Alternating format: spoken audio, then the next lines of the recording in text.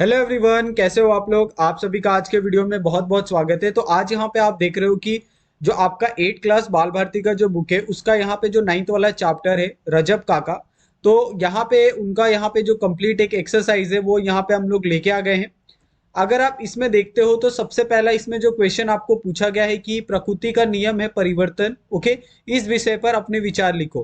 तो ये जो पूरा अगर आप लेसन देखते हो तो इसके साइड में भी आपको बहुत सारे जो क्वेश्चन है वो आपको देखने के लिए मिलते हैं। तो ये सारे क्वेश्चन के आंसर भी आपको यहाँ पे हमने प्रोवाइड किए हैं। ओके, अगर आप यहाँ पे इस क्वेश्चन का आंसर देखते हो तो यहाँ पे आपको पॉइंट्स के हिसाब से आपको आंसर दिया गया है। टोटल यहाँ पे 5 पॉइंट्स के हिसाब से आपको आंसर दिया गया है ताकि आपको बहुत प्रॉपर तरीके से सारे के सारे जो आंसर है वो आपको समझ में आ जाए। ओके, उसके बाद यहाँ पे अगर आप नेक्स्ट क्वेश्चन देखते हो जहां पे आपको पूछा गया है कि अपने आसपास प्रचलित किसी विशेष लोक कला की जानकारी प्राप्त करके लिखो। ओके, तो यहाँ पे अगर आप देखते हो कि अगर आप कहीं पे भी रहते हो, ओके, चाहे आप महाराष्ट्र में रहो, महाराष्ट्र के किसी बाहर वाले स्टेट के हो आप, तो वहां पे आपको कहीं ना कहीं पे आपके आसपास कोई प्रचलित ऐसी एक जो विशेष लोक कला है उसके बारे में आपको जानकारी होती ही होती हो। ओके, तो आपको क्या करना है, वहां की आपको ऐसी लोक कला के बारे में आपको जानकारी प्राप्त करनी है और यहाँ पे आपको लिखनी है।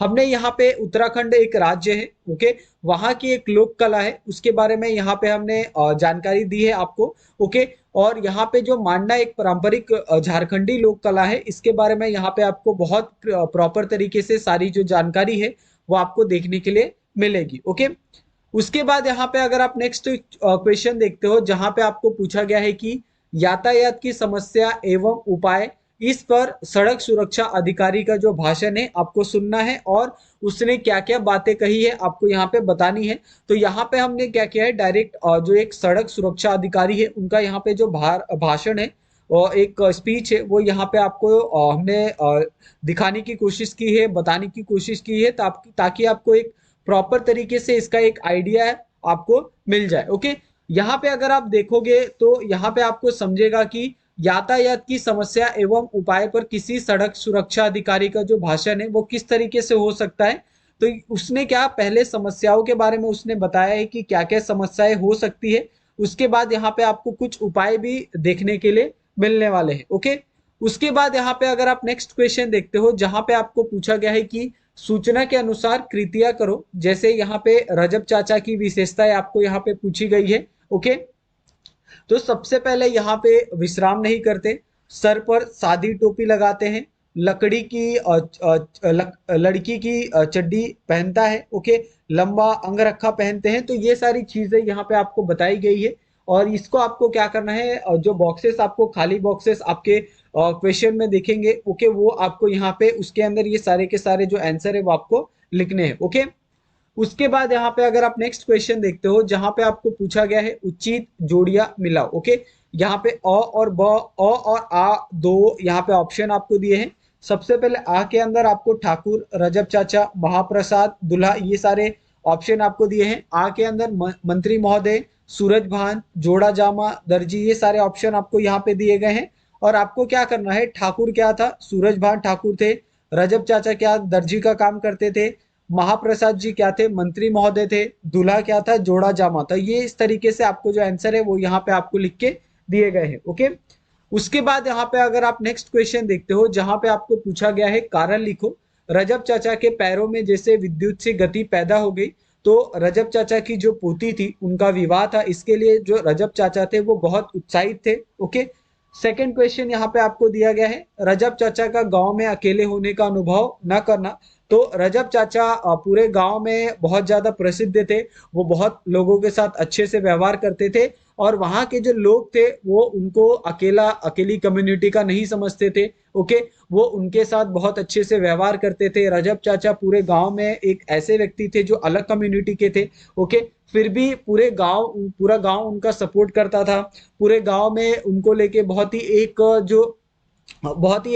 जो पॉजिटिव अप्रोच था गांव के लोगों का उनके प्रति वो था। ओके, तो इस तरीके से आपको रजब चाचा के प्रति गांव का जो एक अप्रोच है वो आपको यहाँ पे देखने के लिए मिलेगा। ओके, वो सेम चीज वहां से आपको देखने के लिए नहीं मिलती है बहुत जगह पे। उसके बाद नेक्स्ट यहाँ पे क्वेश्चन आपको पूछा गया है कि रजब चाचा की केवल अपने गांव में ही नहीं बल्कि दूसरे गांव में भी बड़ी प्रतिष्ठा है। ओके, तो रजब चाचा अपने काम की वजह से, अपने व्यवहार की वजह से वो दूसरे गाँव में भी बहुत ज्यादा प्रसिद्ध थे। ओके। और लोग उनको, दूसरे गांव से भी जो लोग थे वो उनको मानते थे, लोग उनके पास अपने काम को लेके जाया करते थे। तो ये सारी चीजें यहाँ पे आपको देखने के लिए मिलती है। ओके।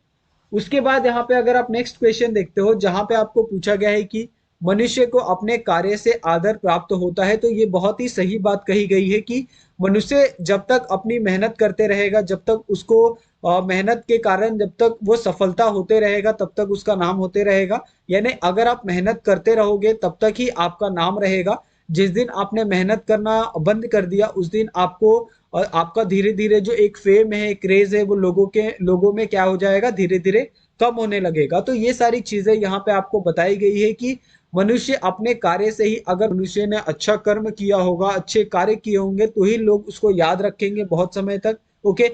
अगर उसने अच्छा कार्य नहीं किया होगा, लोगों में अगर वो बहुत ज्यादा फेमस नहीं होगा अपने कार्य की वजह से, तो लोग उसको बहुत जल्दी भूल जाते हैं। लोगों के मन में उनके लिए कोई आदर सम्मान, ये सारी जो भावना है वो नहीं होती है। तो ये सारी चीजें यहाँ पे आपको बहुत प्रॉपर तरीके से जो उसका आंसर है आपको यहाँ पे लिख के दिया गया है। ओके।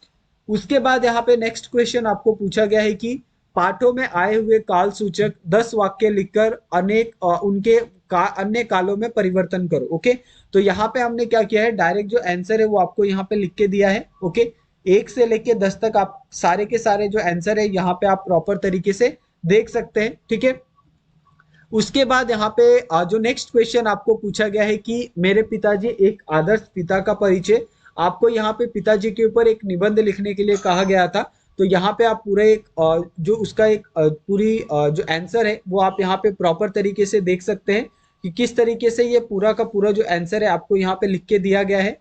चाहे उनका स्टार्टिंग का परिचय हो, उनका दयालु स्वभाव हो, उनकी सीखबद्धता हो, उनका कार्य क्षमता हो, समापन हो, वो सारी चीजें किस तरीके से एक पिता में होती है, वो सारी चीजें यहाँ पे आपको लिख के दी गई है। ओके।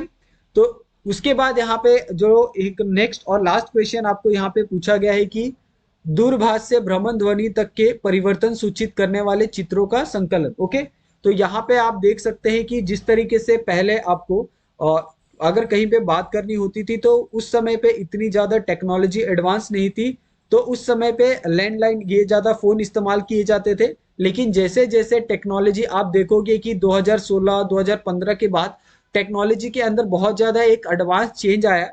पहले बहुत से लोग, यानी मतलब अराउंड 60-70% जो लोग थे वो 2G 3G इस्तेमाल किया करते थे। लेकिन 2015-16 के बाद लोगों ने अचानक से वो शिफ्ट किया 4G 5G की तरफ। और आज के टाइम पे अगर आप देखोगे तो ऑलमोस्ट सिर्फ ऐसे 50 या 20% ही लोग हैं जो अभी भी वो पुराने फोन इस्तेमाल करते हैं। लेकिन अराउंड 80% जो लोग हैं वो नए फोन की तरफ शिफ्ट हो चुके हैं। वो डाटा इस्तेमाल करते हैं, नेट इस्तेमाल करते हैं, नई टेक्नोलॉजी का वो इस्तेमाल करते हैं। तो यहाँ पे आप देख सकते हो कि कितना ड्रास्टिकली चेंज आया है। लैंडलाइन फोन की तरफ से एक नॉर्मल मोबाइल फोन आया, देन उसके बाद 5G मोबाइल फोन आया, ये सारी चीजें चेंज हुई। उसके बाद यहाँ पे स्मार्टफोन आने लगे अलग अलग तरीके से, आपको अलग अलग फ्लिप फोन देखने के लिए मिलेंगे, बहुत एडवांस आईफोन देखने के लिए मिलेंगे। ओके। और अच्छे कैमरे वाले फोन आपको देखने के लिए मिलेंगे। तो ये सारी चीजें आपको एक ही फोन के अंदर आने लगी,